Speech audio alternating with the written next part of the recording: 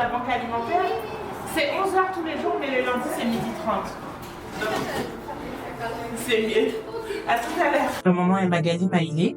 Donc, je suis originaire de Côte d'Ivoire et de France. Ça fait environ 15 ans que je suis au Canada maintenant. J'ai fait mes études de sociologie à Montréal, à l'UQAM. Ensuite, j'ai voulu améliorer mon anglais. Je suis partie m'installer à Toronto.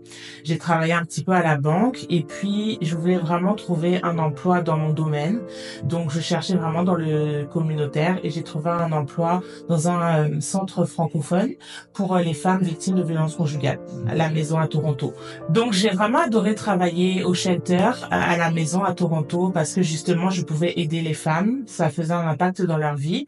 Et c'est là que j'ai vu la position de directrice générale au Centre Espoir Sophie. Et je me suis dit que comme mon expérience que j'avais vraiment aimée, c'était vraiment travailler avec les femmes, c'est pourquoi j'ai postulé à ce poste.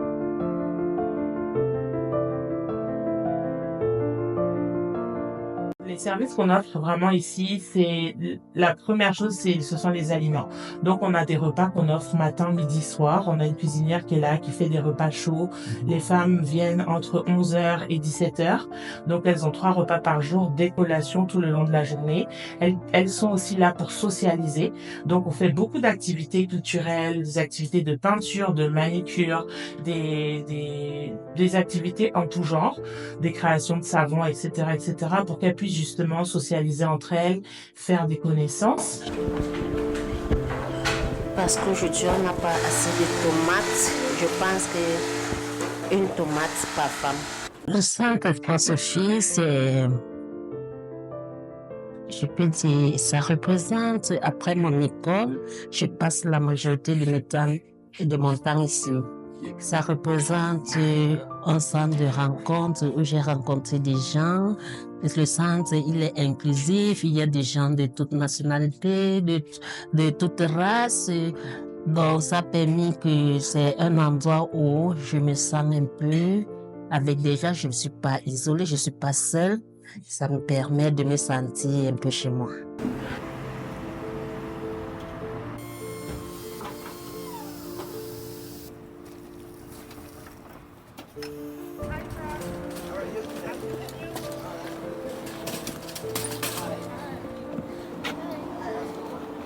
On offre aussi la banque alimentaire, donc on reçoit tous les lundis la banque alimentaire. On classe la banque alimentaire et on la distribue les lundis et les vendredis. Donc c'est vraiment le plus gros de ce que nous on offre. On a aussi une buanderie, donc les personnes peuvent venir laver leur linge, sécher leur linge tous les jours de la semaine. On a aussi une douche à qui on donne accès pour les femmes, pour qu'elles puissent justement, celles qui vivent dans des shelters, qui vivent dans la rue, elles ont un endroit ici avec des serviettes propres, avec du savon et tout pour pouvoir se laver. Ce qui m'a touchée ou motivée, c'est de voir le courage des femmes et aussi voir à quel point elles évoluent dans leur cheminement.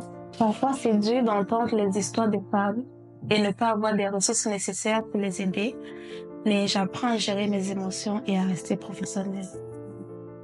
On offre aussi des services de travailleuses sociales, donc pour pouvoir parler au niveau de la toxicomanie, de la dépression, recherche de logement, tout ce qui peut aider, en fait, on aide.